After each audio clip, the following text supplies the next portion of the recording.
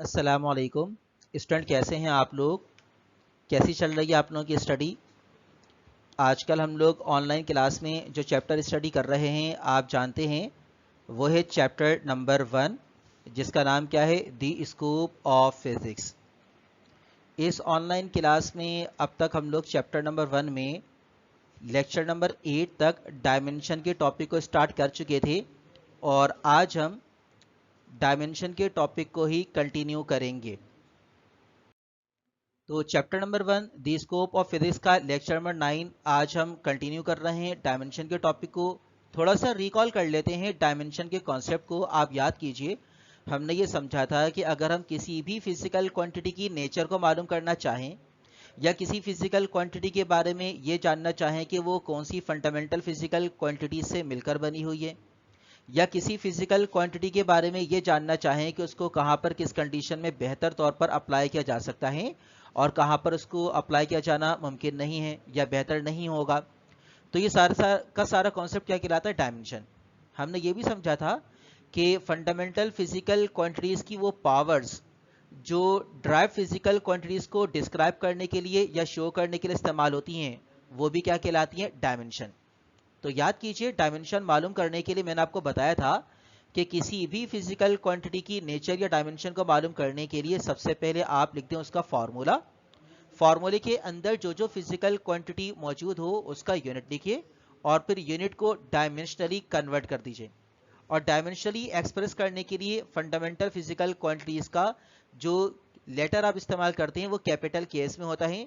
हम इस लेवल पर सिर्फ मास, लेंथ और टाइम के लिहाज से बात कर रहे हैं, लिहाजा मास, लेंथ और टाइम की कोशिश करेंगे। तो चलते हैं डायमेंशन के टॉपिक को कंटिन्यू करते हैं। लास्ट टाइम हम लोग मोमेंटम, फोर्स, वर्क और पोटेंशियल एनर्जी को डायमेंशनली एनालाइज कर चुके हैं। अब आज क्वेश्चन नंबर 5 देखते हैं कि इसमें क्या कहा जा रहा है। तो ज़रा देखिए, क्वेश्चन नंबर 5 में आपसे कहा जा रहा है find the dimensions of kinetic energy. अब हमें काइनेटिक एनर्जी के डायमेंशन को मालूम करने के लिए कहा जा रहा है, मतलब अब हम डायमेंशन मालूम करेंगे, नेचर मालूम करेंगे काइनेटिक एनर्जी की। और इसका एक दूसरा मतलब ये भी है कि काइनेटिक एनर्जी को हम in terms of fundamental physical quantities express करेंगे। क्या होती है काइनेटिक एनर्जी? आप जानते हैं काइनेटिक का लफ्जी तर्जुमा होता है हरकत। तो जब कोई बॉडी हरकत कर रही होती है तो जो एनर्जी वो कंटेन करती है ड्यूरिंग मोशन, उसको आप क्या कहेंगे? Kinetic energy. डेफिनेशन लिखी हुई नजर आ रही है। हम इसके अलावा भी मुख्तलिफ अंदाज में काइनेटिक एनर्जी को डिफाइन कर सकते हैं। चैप्टर नंबर 7 में हम इंशाल्लाह इसको तफसील से डिस्कस करेंगे। यहाँ डेफिनेशन देखिए जो आप छोटी क्लास से पढ़ते हुए आ रहे हैं, the energy which a body possesses by virtue of being in motion. जब कोई बॉडी हरकत की हालत में हो तो जो एनर्जी उसके अंदर होती है या उस मोशन की वजह से जो एनर्जी प्रोड्यूस होती है उसको आप क्या कह देंगे? Kinetic energy. अब काइनेटिक एनर्जी की जो फॉर्मूला लिखा हुआ नजर आ रहा है, डेफिनेशन के अकॉर्डिंग हम कह सकते हैं कि मास और वेलोसिटी पर डिपेंड करेगी। तो फॉर्मूला देखिए, के ई बराबर है हाफ एम वी स्क्वायर। अब आपने क्या करना है? यूनिट लिख देना है हाफ एज इट इज। मास का सिस्टम इंटरनेशनल के मुताबिक यूनिट क्या होता है? मास का सिस्टम इंटरनेशनल के मुताबिक यूनिट होगा किलोग्राम। तो आपने यहाँ पर क्या लिख दिया? किलोग्राम लिख दिया। वेलोसिटी का यूनिट होता है मीटर पर सेकंड, तो आपने मीटर पर सेकंड लिखा। फॉर्मूले में चूंकि स्क्वायर मौजूद था, लिहाजा यहाँ पर क्या लगा दिया? स्क्वायर। तो ये तो हो गया काइनेटिक एनर्जी का फॉर्मूला। अब आप क्या करेंगे? डायमेंशनली इसको एनालाइज करेंगे। तो के ई बराबर हो जाएगा 1/2। मैथमेटिकल नंबर से 1 मैथमेटिकल नंबर है, 2 भी मैथमेटिकल नंबर है, दोनों ही फिजिकल क्वांटिटी नहीं है, लिहाजा दोनों की कोई यूनिट या कोई डायमेंशन तो होगी ही नहीं। फिलहाल इसको वैसे लिख दिया। किलोग्राम के लिए हमने क्या लिखा? मास का यूनिट है इसीलिए कैपिटल एम। मीटर के लिए कैपिटल एल लिखा। सेकंड के लिए कैपिटल टी लिखा। स्क्वायर था, स्क्वायर लगा दिया। और फिर आगे देखिए तो के ई बराबर हो गया हाफ एम, स्क्वायर को ऑपरेट किया L square divided by T square. मजीद आगे चले तो के ई बराबर हो गया हाफ एम एल स्क्वायर। आखिरी रूल फॉलो किया। आखिरी रूल में हम क्या करते हैं? याद कीजिए, मैंने आपको बताया था कि डिनोमिनेटर से कहाँ पर शिफ्ट करना होता है? न्यूमरेटर में। नीचे टी की पावर पॉजिटिव स्क्वायर थी, ऊपर लेकर टी की पावर नेगेटिव स्क्वायर हो गई। तो काइनेटिक एनर्जी की डायमेंशन जो फिलहाल आपको नजर आ रही है, half M L square T inverse square. ये जो हाफ यहाँ लिखा हुआ नजर आ रहा है यानी 1/2, ये जस्ट मैथमेटिकल नंबर्स हैं, they are not physical quantity, so they will not have any unit. लिहाजा इनकी कोई डायमेंशन नेचर भी नहीं होगी। इसको हम क्या कर सकते हैं, इग्नोर कर सकते हैं। इग्नोर कर रहे हैं हम हाफ को, क्योंकि ये डायमेंशन लेस है, यानी इसकी कोई यूनिट नहीं है, कोई फिजिकल क्वांटिटी तो है ही नहीं, इसकी कोई डायमेंशन नहीं होगी। अब अगर आप इग्नोर कर दें तो के ई की नेचर क्या आ गई, के ई की डायमेंशन क्या हो गई, M L square T inverse square. तो हमने बिल्कुल उसी तरह जिस तरह से पहले 4 फिजिकल क्वांटिटीज की डायमेंशन मालूम की थी, आज एक बार फिर काइनेटिक एनर्जी के ऊपर उसको अप्लाई किया। आगे चलते हैं और अब देखते हैं कि क्वेश्चन नंबर 6 में हमें किस चीज़ की डायमेंशन मालूम करनी है। तो सवाल पढ़िए, यहाँ आपको लिखा हुआ नजर आ रहा है find the dimensions of power. Power की डायमेंशन अब आपको मालूम करनी है। पावर क्या होती है, रिकॉल कीजिए पावर की डेफिनेशन। जब आप किसी भी किस्म का कोई काम कर रहे हो और वो काम किसी मखसूस टाइम के अंदर हो रहा हो, तो जो कैपेसिटी होती है काम को करने की किसी पर्टिकुलर टाइम में, उसको क्या कह दिया जाता है, पावर, यानी कि rate of doing work. Power का फॉर्मूला क्या हो गया, क्योंकि ये रेट है वर्क डन का, लिहाजा आप इसको लिख सकते हैं work upon time means W over T. अब देखिए पावर को P से डिनोट कर दिया, वर्क को W से डिनोट किया। यहां पर आप देखें तो ये फर्स्ट टाइम ऐसी फिजिकल क्वांटिटी आई है जिसपे दो physical quantities in terms of ratio लिखी हुई हैं, मतलब डिवीजन की सूरत में लिखी हुई हैं। इससे पहले मोमेंटम, फोर्स, वर्क या पोटेंशियल एनर्जी और आज काइनेटिक एनर्जी की डायमेंशन मालूम की, तो फिजिकल क्वांटिटीज मल्टीप्लिकेटिव फॉर्म में थी। लेकिन यहाँ पावर के फॉर्मूले में देखें, दो फिजिकल क्वांटिटी फर्स्ट टाइम आपको यहाँ रेशियो यानी डिवीजन के फॉर्मेट में लिखी हुई नजर आ रही है। लिहाजा इस रेशियो को मैंने डिवाइड के साइन के तौर पर लिख लिया है, यानी W फिर डिवाइडेड बाय T। आगे देखिए फॉर्मूला तो पावर का हमने लिख दिया। आप जानते हैं कि अगर फॉर्मूले के अंदर कोई फॉर्मूला लिखना मुमकिन हो तो पहले आप सिंप्लीफाई करने के लिए फॉर्मूला ही लिखेंगे। याद कीजिए वर्क का फॉर्मूला क्या होता है, जो फॉर्मूला होता है वर्क का वो आप यहां पर लिख दें। वर्क की डायमेंशन आ गई M L square T inverse square, फॉर्मूले के लिहाज से हम पहले ही मालूम कर चुके हैं, तो डायरेक्टली हम यहां पर क्या लिख देंगे, M L square T inverse square divide by time की डायमेंशन क्या हो जाएगी, कैपिटल टी। फॉर्मूले को आप याद करें वर्क का, जो हम पहले समझ चुके हैं, यहाँ लिख देता हूं मैं आपकी आसानी के लिए। वर्क बराबर होता है एफ इंटू एस, यानी फोर्स मल्टीप्लाइड बाय डिस्प्लेसमेंट। और वर्क की डायमेंशन चूंकि हम मालूम कर चुके हैं, लिहाजा आज मैंने डायरेक्टली डायमेंशन को पुट कर दिया वर्क की जगह पर। क्या पुट किया, M L square T inverse square divide by time, time का यूनिट होता है सेकंड, सेकंड की जगह पर हम क्या लिखते हैं डायमेंशनली, कैपिटल टी, तो वो लिख दिया। आगे चलते हैं, तो पावर की डायमेंशन क्या हो जाएगी, P बराबर जाएगा M L square T inverse square, divide को मल्टीप्लाई में तब्दील करेंगे 1/T हो जाएगा। अब आगे चलते हैं, तो P बराबर जगह M L square T inverse square को 1 से मल्टीप्लाई किया, ये चीज आ गई, और नीचे डिनोमिनेटर में T एज इट इज। नीचे टाइम की पावर +1 है, नीचे से ऊपर जब आप इसको भेजेंगे तो टाइम की पावर क्या हो जाएगी, आप जानते हैं टाइम की पावर का साइन तब्दील हो जाएगा।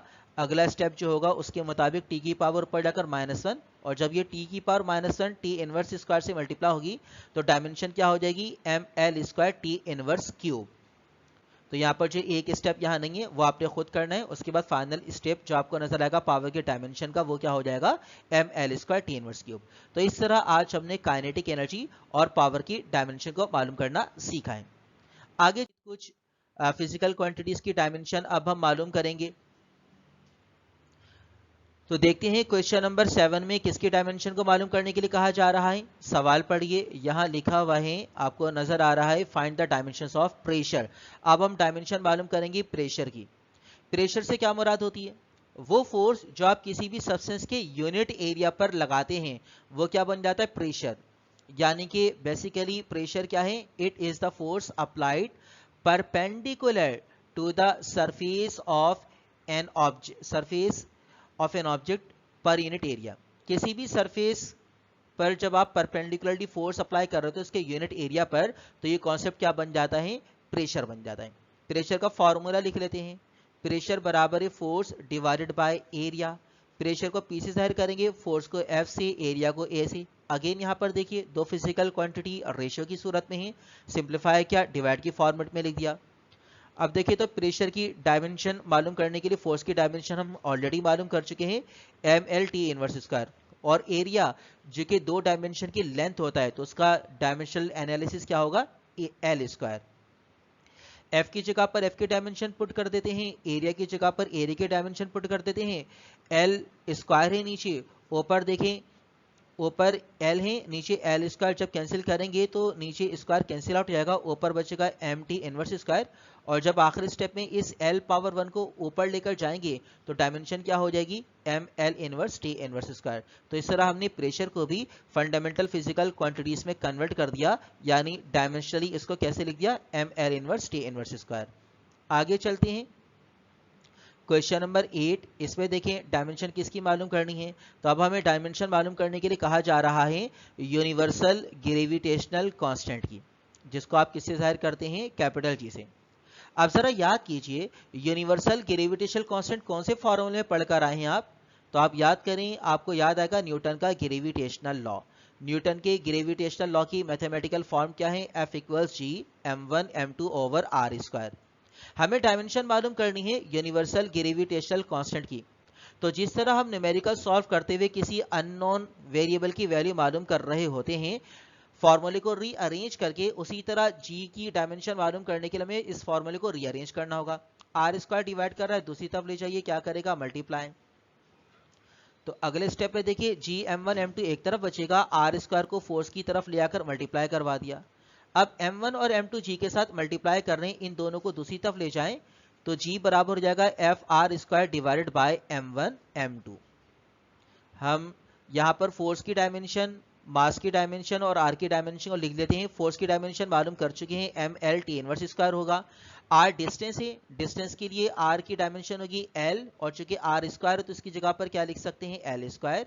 और नीचे m1 की जगह पर हम लिखेंगे m, यहाँ पर m2 की जगह पर लिखेंगे m। दोनों मास मल्टीप्लाई हो रहे हैं तो क्या हो जाएगा, एम स्क्वायर। इन सारी डायमेंशनल वैल्यूज को अपनी अपनी रिस्पेक्टिव जगह पर पुट कर देते हैं।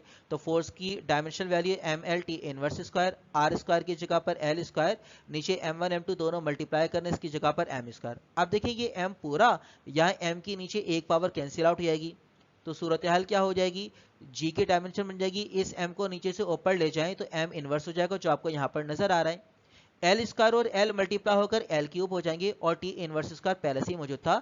तो यूनिवर्सल ग्रेविटेशनल कांस्टेंट को आपने in terms of fundamental physical quantities यानी मास, लेंथ और टाइम में एक्सप्रेस कर दिया। इस तरह जी की डायमेंशन बन गई।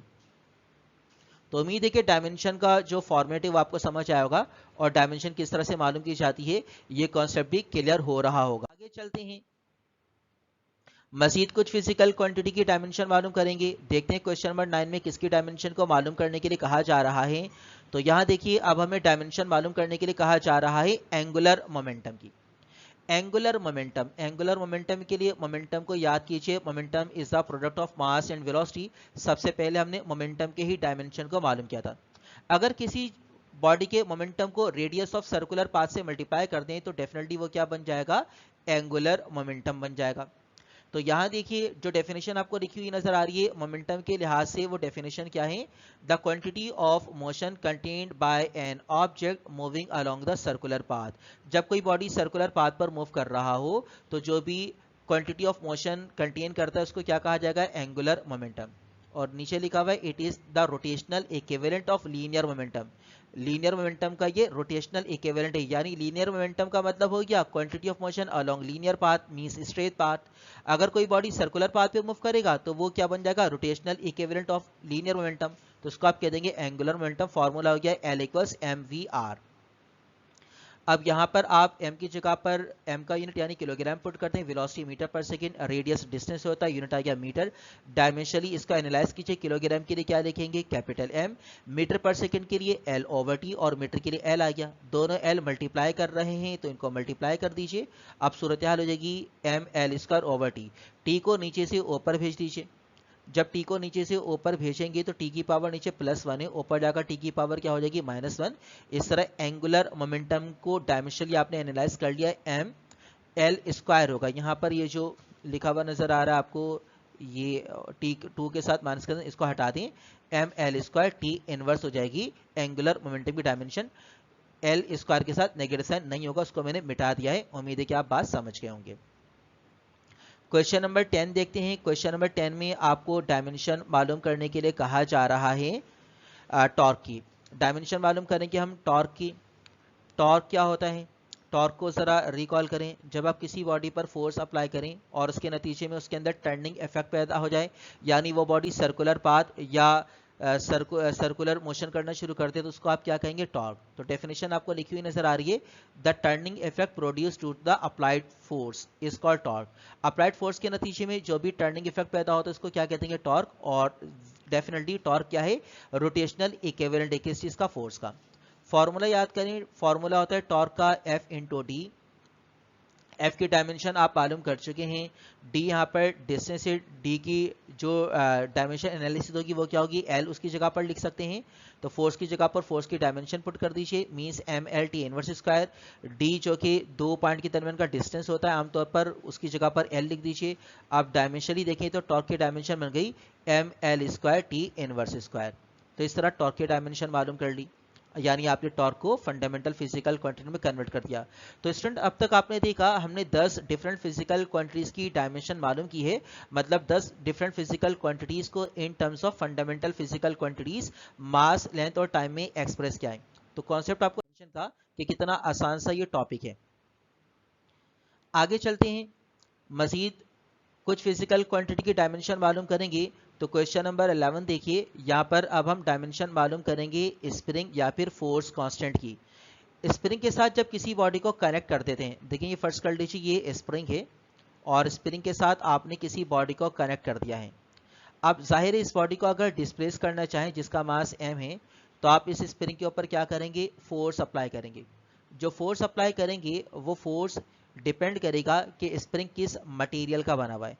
तो एक कांस्टेंट जो होता है फोर्स, और फिर जितना इसके अंदर डिस्प्लेसमेंट पैदा हो जाता है, फर्ज करें ये खींचकर और किसी नई पोजीशन पर आता है, तो जितनी फोर्स आपने अप्लाई की इसमें एक्सटेंशन प्रोड्यूस करने के लिए, इसको मूव करवाने के लिए, तो उस फोर्स और एक्सटेंशन के दरमियान एक कांस्टेंट होता है जिसको जाहिर करते हैं के से, और वो डिपेंड करता है अप्लाइड फोर्स या फिर नेचर ऑफ स्प्रिंग पर, जिसको आप कहते हैं फोर्स कांस्टेंट। हुक्स लॉ के मुताबिक आप जानते हैं कि स्प्रिंग पर जो भी फोर्स अमल कर रही होती है उसको हम कैसे लिख सकते हैं, फोर्स बराबर है spring constant multiplied by extension यानी कि एक्स। के की डायमेंशन मालूम करनी है तो के लिए फॉर्मूला बना दीजिए, एक्स मल्टीप्लाई कर रहा है, दूसरी तरफ इसको शिफ्ट करेंगे तो डिवाइड में आ जाएगा, के बराबर जगह एफ ओवर एक्स। अब एफ का डायमेंशन जरा रिकॉल कीजिए, एफ का डायमेंशन क्या है, M L T inverse square, और एक्स यहाँ पर एक्सटेंशन है तो उसकी जगह पर, चूंकि एक्स का मतलब एक्सटेंशन मतलब खिंचाव है, खिंचाव यानी डिस्टेंस है, लिहाजा क्या लिख सकते हैं, एल। फोर्स की जगह पर फोर्स की डायमेंशन लिखिए और एक्सटेंशन के यहाँ पर एल, एल से एल क्या हो जाएगा, कैंसिल। यहाँ देखें एल की पावर ऊपर से सेम में कैंसिल कर दें तो के की जो डायमेंशन बन गई वो क्या बन गई, M L power 0 T inverse square. L की पावर 0 का मतलब होता है 1, तो यहाँ ये जो है इसकी जगह पर हम क्या लिख सकते हैं, इसको मैं मिटा रहा हूँ, ये देखिए मैंने मिटा दिया है, एम एल पावर 0, क्योंकि एल तो कैंसिल हो गया है, M L power 0 T inverse square, या फिर इसको हम लिख सकते हैं एम, और अगर l पावर 0 ना लिखें क्योंकि l तो कैंसिल हो गया, तो फिर क्या होगा, M L T inverse square. तो ये हो गई स्प्रिंग कांस्टेंट के की डायमेंशन। या तो आप इस तरह से लिख सकते हैं, ये जो मैंने बॉक्स कर दिया ठीक है ना, l यहाँ पर नहीं बचा, l की पावर 0 दिखा देंगे, या फिर आप इसको यूं लिख सकते हैं, एम टी इनवर्स स्क्वायर। ठीक है, दोनों ही चीजें सही हैं। आगे चलते हैं, क्वेश्चन नंबर 12 देखिए। क्वेश्चन नंबर 12 में अब आपको डायमेंशन मालूम करनी है, डायमेंशनली आप इसको प्रूफ करेंगे। डायमेंशन मालूम करने, रेशियो ऑफ ग्रेविटेशनल एक्सेशन जिसको जी से जाहिर करते हैं, और यूनिवर्सल ग्रेविटेशनल कांस्टेंट जिसको आप कैपिटल जी लिखते हैं। तो अब हमें डायमेंशन मालूम करनी, किसकी डायमेंशन मालूम करनी, रेशियो की। रेशियो का मतलब डिवाइड, किस चीज का रेशियो लेना है, ग्रेविटेशनल एक्सीलरेशन और यूनिवर्सल ग्रेविटेशनल कांस्टेंट, इन दोनों का रेशियो लेना है और डायमेंशन मालूम करनी है। तो dimensions of gravitational constant can be found as G equals M metre per second square, चूंकि ग्रेविटेशनल का यूनिट होता है तो मीटर की जगह पर एल लिख दिया, सेकेंड स्क्वायर के ऊपर टी लिख दिया। अब जरा आप देखें तो जी की डायमेंशन क्या बन जाएगी, एल टी इनवर्स स्क्वायर, जबकि यूनिवर्सल ग्रेविटेशनल कांस्टेंट जो होता है उसकी डायमेंशन आपने मालूम किया है आज ही के लेक्चर में, कुछ स्लाइड्स पहले आपने देखा था यूनिवर्सल ग्रेविटेशनल कांस्टेंट की डायमेंशन को, जरा याद कीजिए। यूनिवर्सल ग्रेविटेशनल कांस्टेंट की डायमेंशन को कैसे लिखा था हमने, M inverse L cube T inverse square. अब अगर क्वेश्चन के कॉन्सेप्ट को देखें तो क्वेश्चन का कॉन्सेप्ट क्या है, आपको बेसिकली रेशियो लेना है। किस चीज़ का रेशियो लेना है? ग्रेविटेशनल एक्सेशन यानी कि जी, और यूनिवर्सल ग्रेविटेशनल कांस्टेंट यानी कि कैपिटल जी। तो इनका रेशियो अगर हम ले लें तो सूरत हाल क्या हो जाएगी? डेफिनेटली इक्वेशन नंबर 1 को इक्वेशन नंबर 2 से डिवाइड करेंगे तो जी ओवर जी बराबर जाएगा, राइट हैंड साइड पर स्मॉल जी यानी ग्रेविटेशनल एक्शन का डायमेंशन लिखा है एल टी इनवर्स स्क्वायर, नीचे यूनिवर्सल ग्रेविटेशनल कांस्टेंट के डायमेंशन को लिख दिया M inverse L cube T inverse square. अब क्या क्या कैंसिल हो रहा है? तो देखिए टी इनवर्स स्क्वायर ये पूरा का पूरा कैंसिल, और इसी तरह एल ऊपर पूरा, नीचे एल क्यूब में से दो पावर कैंसिल, सॉरी एक पावर कैंसिल आउट होगी तो एक पावर, दो पावर बचेंगी यहाँ पर। अब एम इनवर्स को ऊपर ले जाइए, जब एम इनवर्स को ऊपर लेकर जाएंगे तो एम की पावर क्या हो जाएगी? +1, और एल क्यूब जब ऊपर जाएगा, क्यूब तो कैंसिल आउट हो चुका था, एल पूरा, नीचे एल क्यूब में से एक पावर कैंसिल आउट हो गई तो एल स्क्वायर बचा था, जब ये एल स्क्वायर ऊपर जाएगा तो क्या हो जाएगा? M L square. ठीक है ना? तो आप जी उसको यूं लिख सकते हैं। तो स्टूडेंट उम्मीद है कि आज हमने मुख्तलिफ फिजिकल क्वांटिटीज़ की जो डायमेंशन मालूम की हैं, डायमेंशन मालूम करना आपने सीख लिया होगा। किसी भी फिजिकल क्वांटिटी की डायमेंशन मालूम करने के लिए फार्मूला लिखिए, फार्मूले में जो जो फिजिकल क्वांटिटी शामिल है उनका यूनिट लिखिए, और फिर उसके बाद आप डायमेंशनली उसको एक्सप्रेस कर दें। तो ये सारा का सारा कॉन्सेप्ट क्या कहलाता है? डायमेंशन।